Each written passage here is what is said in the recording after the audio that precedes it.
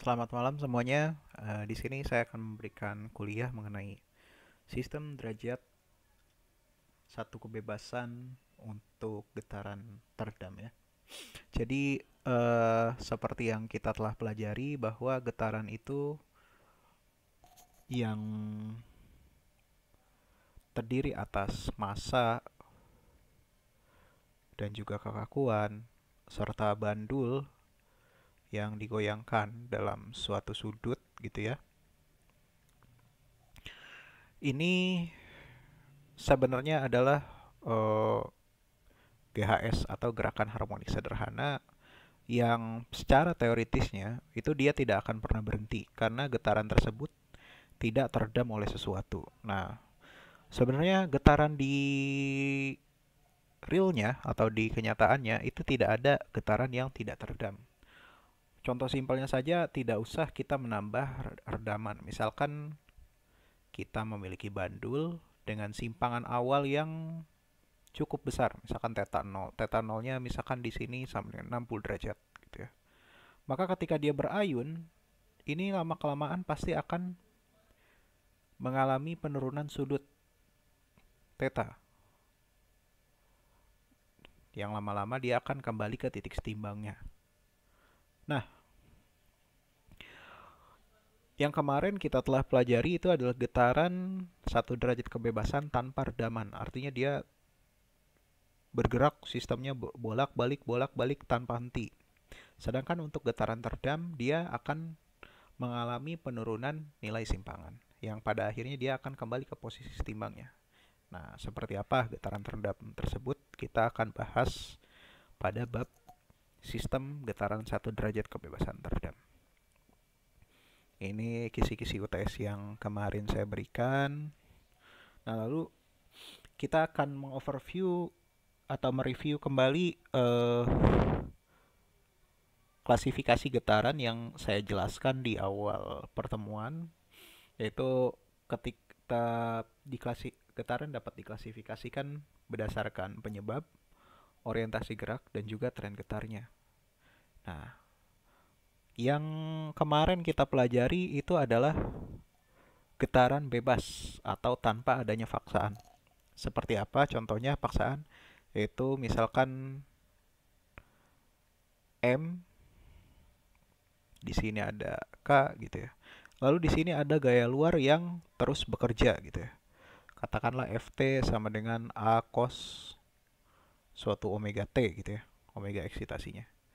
Nah, artinya sistem ini tuh dipaksa bergetar oleh adanya Ft. Nah, ini kita belum pelajari, nanti kita akan pelajari setelah getaran bebas. Getaran teredam. Nah, yang akan kita pelajari adalah getaran bebas tanpa adanya gaya luar yang berorientasi pada bisa translasi dan rotasi dan sifatnya adalah teredam. Kalau selama ini yang kita pelajari adalah getaran bebas, translasi dan rotasi, namun dia secara teoritisnya dia adalah getaran tanpa redaman atau harmonik. Artinya sistemnya itu tidak akan pernah berhenti bergetar. Nah, ini yang kita sudah pelajari, saya tandai. Nah, yang kita akan pelajari adalah yang getaran bebas, translasi atau rotasi, dan sifatnya itu dia teredam. Oke, seperti apa ilustrasi getaran teredam? Ya kira-kira ada massa yang dieksitasi seperti itu. Nah, bagaimana Pak cara mengetahui atau mengukur redaman sistem tertentu? Di sini kita ibaratkan kita memiliki ada yang disebut namanya adalah koefisien redam atau yang kita notasikan sebagai C gitu ya. C ini itu adalah konstanta redaman atau nilai damping. Nah, kalau M kita sandingkan biasanya dengan X double dot, kalau K kita sandingkan dengan X, kalau C kita sandingkan dengan X dot. Di mana X dot ini adalah kecepatan, X ini adalah simpangan, Dan X double dot ini adalah percepatan. Dan ketiga-tiganya ini adalah gaya, besaran dari gaya, atau satuannya adalah Newton. Oleh karena itu sangat penting bagi kita untuk dapat menggambar free body diagram dari sistem. Nah, bagaimana sebenarnya aplikasi redaman di lapangan gitu ya. Di lapangan kita seringkali melihatnya itu dalam bentuk shock breaker, baik untuk motor ataupun mobil. Ini contohnya untuk motor, ini contohnya untuk mobil. Kalau tidak ada shock breaker, maka secara teoritis getaran yang terjadi di mobil dan motor itu tidak akan pernah berhenti ya. Karena dia tidak mengalami redaman terhadap sesuatu yang menyebabkan getarannya turun. Ada juga secara teoritis juga, misalkan kita memiliki sistem M dan K. Kalau misalkan massa tersebut direndam air, maka air ini dia berperan sebagai redaman atau damping, yang kita notasikan sebagai C, di mana setiap dia bergerak bolak-balik, itu dia akan mengalami penurunan simpangan sehingga dia kembali ke posisi setimbang. Lalu bagaimana cara mengelaborasinya, Pak? Nah, di sini kita harus kenal dulu bahwa perbedaan getaran harmonik dan getaran teredam itu dapat diilustrasikan pada gambar kiri dan kanan. Untuk getaran harmonik di sini perhatikan pada bola yang merah ini, di mana pegas tertekan dan tertarik, terus bola ini bergerak naik turun. Dengan tidak adanya redaman, maka sistem ini akan memiliki amplitudo yang konstan dan juga gerak periodik yang sama sepanjang masa. Ini kalau kita teruskan kira-kira sama lah.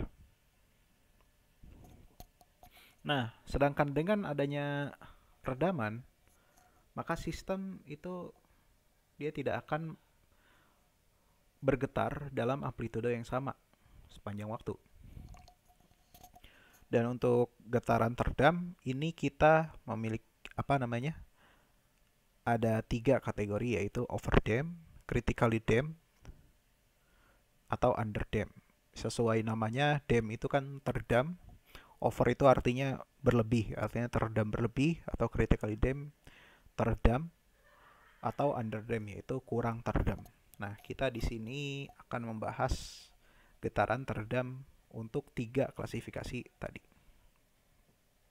Nah, untuk cara membahasnya adalah dengan menggunakan free body diagram dan persamaan matematik.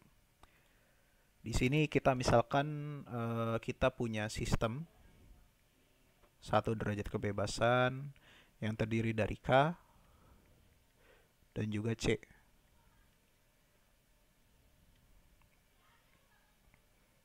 Dan ada M di sini.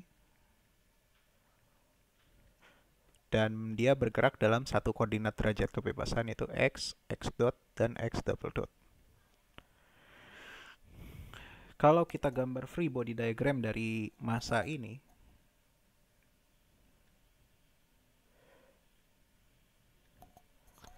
itu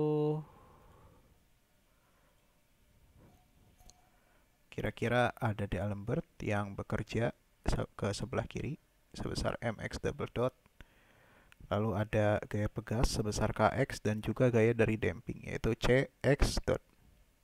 Sehingga kita bisa apply hukum Newton 1 di sini. Karena semuanya berarah ke kiri, sehingga kita bisa tulis persamaan ini menjadi kira-kira seperti ini. Mx dot double dot tambah cx dot tambah kx sama dengan 0.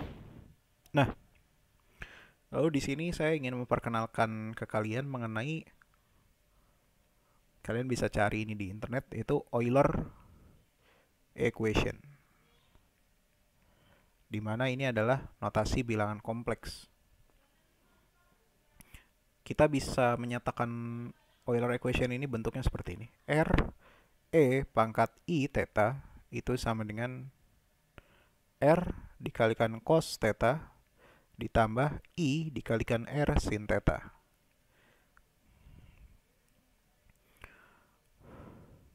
Ini bentuk, ada bentuk cos dan bentuk sinnya, itu sama saja dengan solusi general pada persamaan sebelumnya yang kita telah pelajari, yaitu xt sama dengan a cos omega nt ditambah b sin omega nt.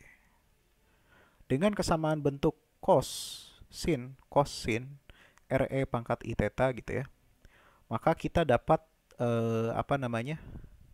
dengan kesamaan bentuk seperti ini, dengan mengapply Euler equation, maka solusi general ini pun dapat dinyatakan dalam bentuk seperti ini kira-kira. R pangkat E dikalikan ST gitu ya. S-nya ini adalah suatu konstanta yang kita belum tahu. Yang akan kita cari apa pemaknaan dari S. Sehingga kalau kita masukkan ke persamaan geraknya,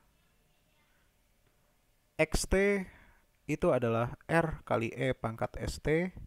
Dan kalau kita turunkan sekali, ini menjadi R dikalikan S E pangkat ST. Kalau kita turunkan 2 kali, menjadi R S kuadrat E pangkat ST. Kita 3 persamaan ini kita substitusi ke persamaan gerak dari sistem, yaitu M R S kuadrat E pangkat ST tambah C R S E pangkat ST ditambah K kali R E pangkat ST sama dengan 0. Karena ruas kanan sama dengan 0, kita bisa coret R-nya. Sehingga kalau kita pisahkan E pangkat ST sama dengan MS kuadrat ditambah CS tambah K sama dengan 0.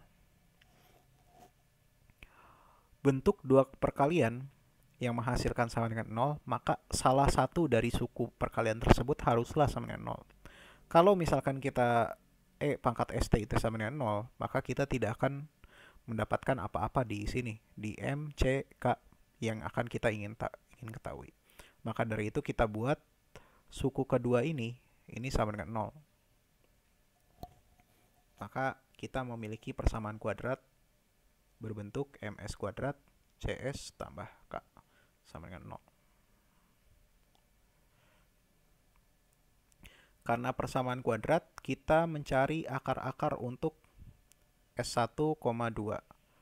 Di mana di sini kita dapat menggunakan rumus ABC untuk mencarinya, yaitu minus C plus minus akar C kuadrat minus 4 K per 2M. Atau kalau saya sederhanakan kira-kira menjadi seperti ini.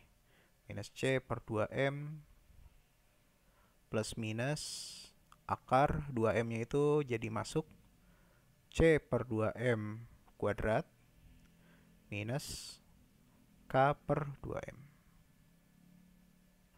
Nah, dari akar-akar ini, yang di dalam akar yaitu suku ini C per 2M kuadrat minus K per 2M, ini kita sebut sebagai diskriminan.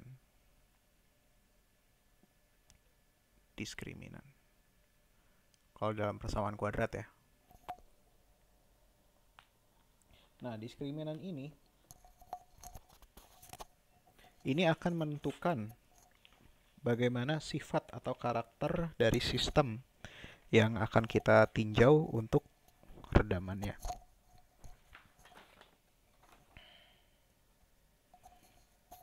Di sini saya tulis ulang, D itu sama dengan C per 2M kuadrat minus K per M. Nah, kira-kira seperti itu. Nah, untuk diskriminan sendiri kita bagi menjadi 3 kasus. Sama halnya seperti persamaan kuadrat ya. dia diskriminan nilainya bisa D kurang dari 0, D lebih dari 0, atau D sama dengan 0. Kalau di persamaan kuadrat, mungkin kalian dulu pelajari kalau D kurang dari 0 artinya akar imajiner, kalau D lebih dari 0 dia artinya akar real, dua akar real. Kalau diskriminan sama dengan 0 artinya dia akar kembar. Nah, di getaran pun kalian bisa mendapatkan insight sesuatu. Nah, ini di sini kita sebut sebagai karakteristik damping gitu ya. Yang pertama, saya sebutkan ini adalah suatu karakteristik damping atau karakteristik redaman.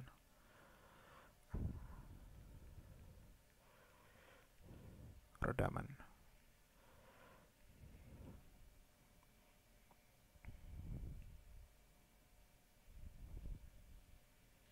Yang pertama, saya ambil kasus untuk D sama dengan 0. Kalau D sama dengan 0, artinya ini. Artinya saya bisa sebut C kuadrat per 2M per 4M kuadrat, maaf. Kalau sudah dikuadratkan, itu sama dengan K per M. Kita bisa coret M-nya di sini. Atau kita bisa ekspresikan bahwa C itu sama dengan 2 akar KM. Mengingat rumus omega N untuk natural frekuensi sistem tanpa redaman adalah akar K per M, maka C kita bisa sebut juga 2 akar KM atau 2 kali M kali omega N. Nah, ketika diskriminan ini sama dengan 0, maka nilai C atau nilai koefisien redaman itu adalah 2 akar KM atau 2M omega N. Ketika kondisi ini tercapai, kita sebut ini adalah CC atau damping critical atau critical damping lah. Maka sistem akan teredam secara kritikal atau critically damp. Ilustrasinya saya ambil dari sini supaya lebih jelas. Nah, ini critically damp.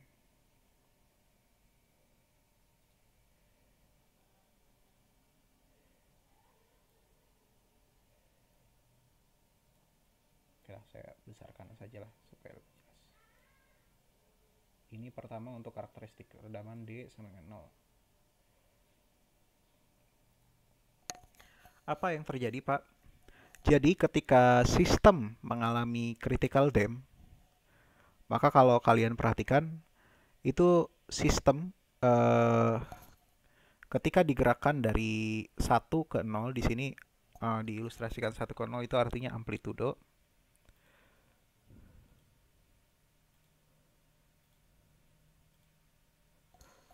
Kalau kita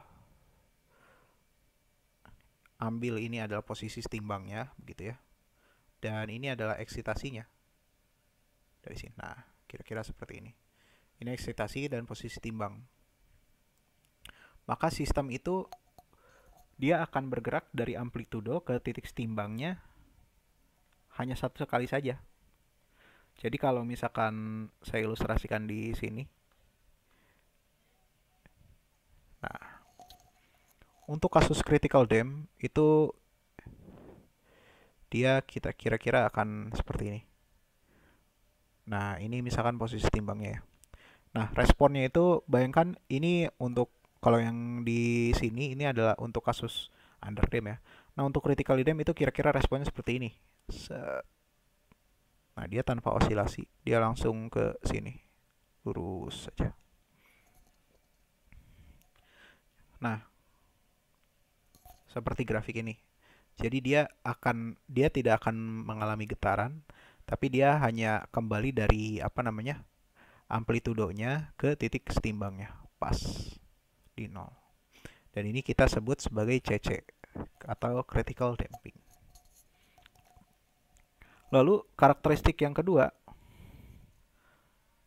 adalah ketika diskriminannya lebih dari 0.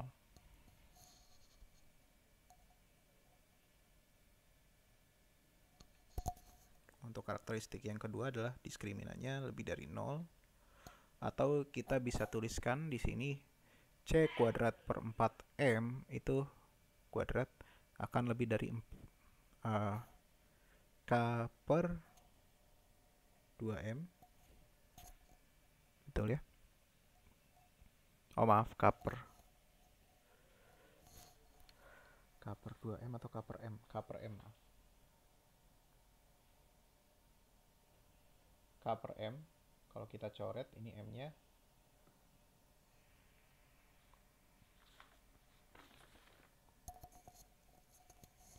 Maka di sini C-nya itu akan lebih dari 2 akar KM, atau C lebih dari C kritikalnya.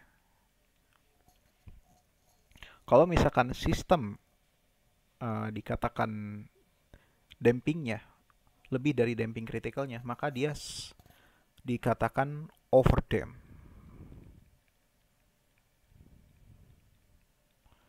Atau dia sangat terdam lebih gitu ya.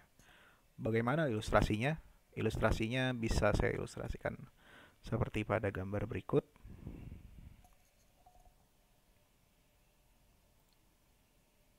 Ini saya kopikan ke sini. Nah, ini supaya terlihat jelas. Nah, ini. Jadi apa yang terjadi? Yang terjadi adalah sistem itu akan bergerak dari amplitudenya atau simpangannya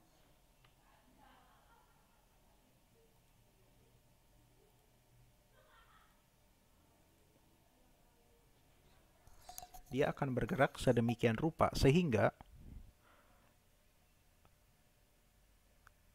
ada dua kemungkinan yang terjadi. Yang pertama adalah kalau kalian perhatikan di kasus critical damp, nah dia akan mulai 0 di T sama dengan 12,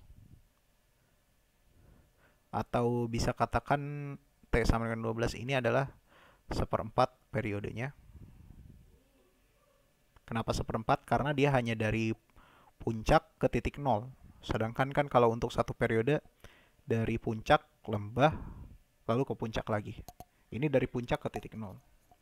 Nah, kalau untuk overdamp ini dia, kalau kita lihat dia akan kembali di titik 0 di T sama dengan sekitar 5 second ya. Ini T-nya ketika dia kembali ke titik 0 ini kurang dari seperempat periode. Bisa satu kemungkinan itu, atau kemungkinan dua adalah katakan kondisi mula-mula itu dia seperti ini.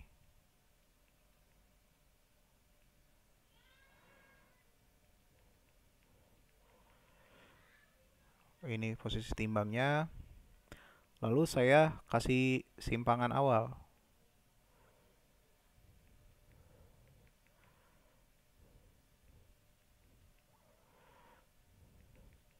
Nah, ini simpangan katakanlah sejauh Y gitu ya. Ini posisi 2. Dan pada posisi 3 pada saat dia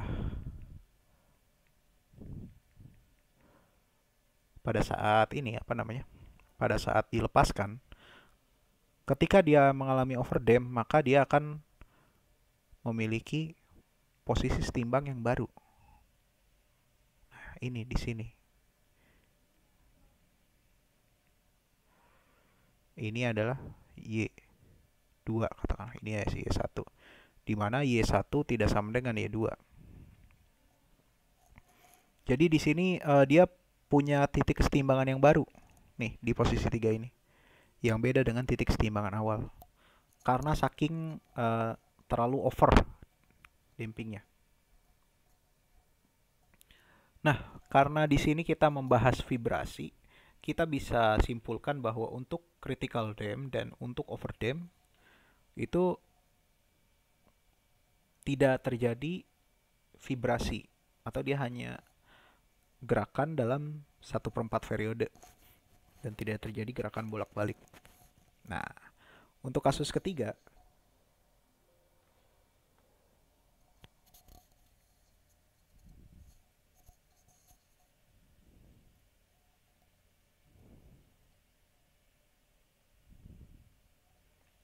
adalah kasus di mana diskriminannya kurang dari 0. Atau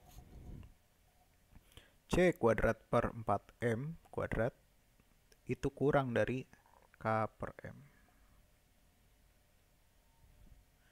Di mana di sini berarti C-nya itu kurang dari 2 akar KM. Atau C kurang dari C critical. Ini dikatakan dengan underdamped. Underdamped seperti apa, Pak? Contohnya? Contohnya adalah ya seperti ini kira-kira ilustrasinya.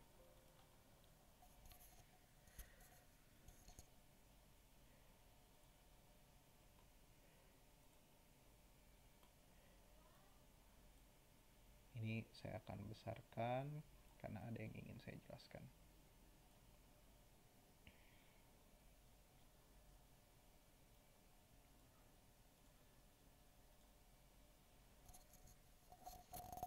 Untuk underdamped sendiri, ini kalau kalian perhatikan sebelum dia kembali ke posisi semulanya, dia terdapat osilasi terlebih dahulu.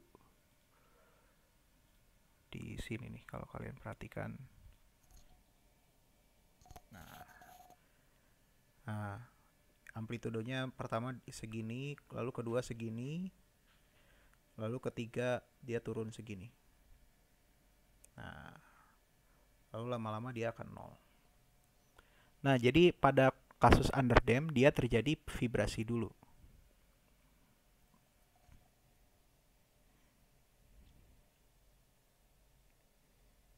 Nah, dari ketiga properties tersebut, kita definisikan yang namanya damping ratio. Atau kita notasikan sebagai zeta. Ini agak susah nulis hurufnya. Zeta. Zeta itu adalah C per CC. Berarti kalau begitu kita bisa tulis bahwa untuk critical damp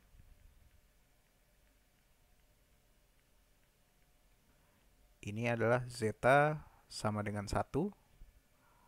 Untuk overdamp zeta itu lebih dari 1. Untuk underdamp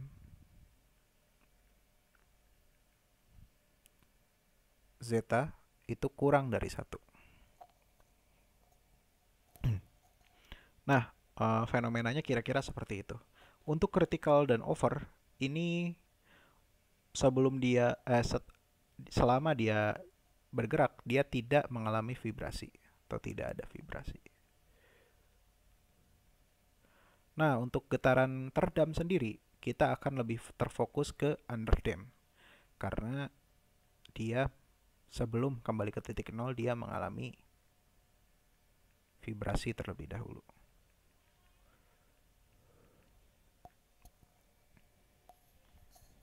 Oke.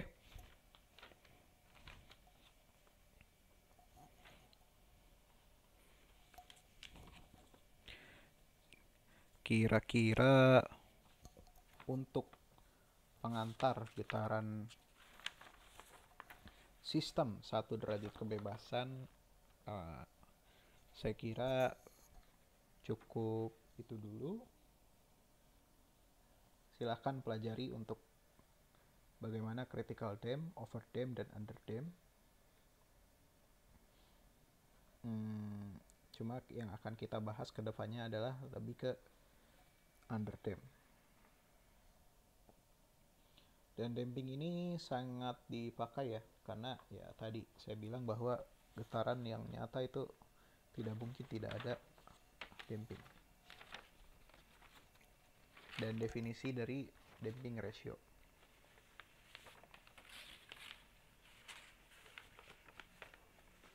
Oh iya, maaf, satu lagi. Jangan dulu diselesaikan nontonnya. Kalau kalian perhatikan, di sini fungsinya itu, fungsi dari simpangannya,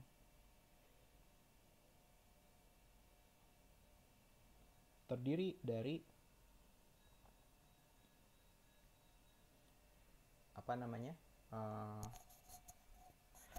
getaran bolak-balik yang makin lama amplitudonya ini adalah makin menurun. Nah, bagaimana eh, solusi XT atau simpangan getaran teredam?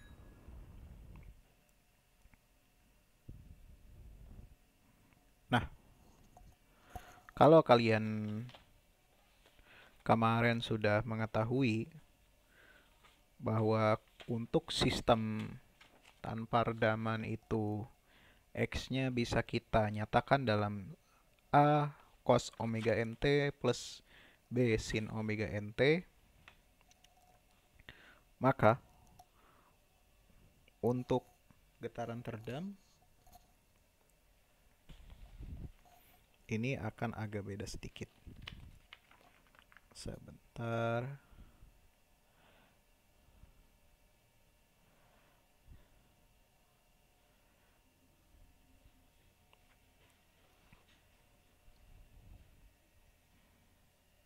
Maka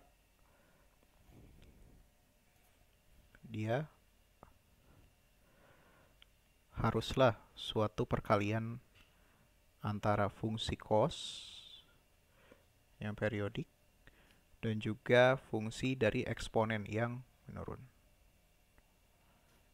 Ini Y sama dengan A cos omega T, T ini Y, ini Y, ini T, ini menurun ya, menurunnya seperti ini.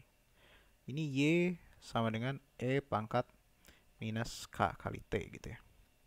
Maka untuk menghasilkan fungsi yang seperti ini, dia periodik tapi amplitudenya menurun.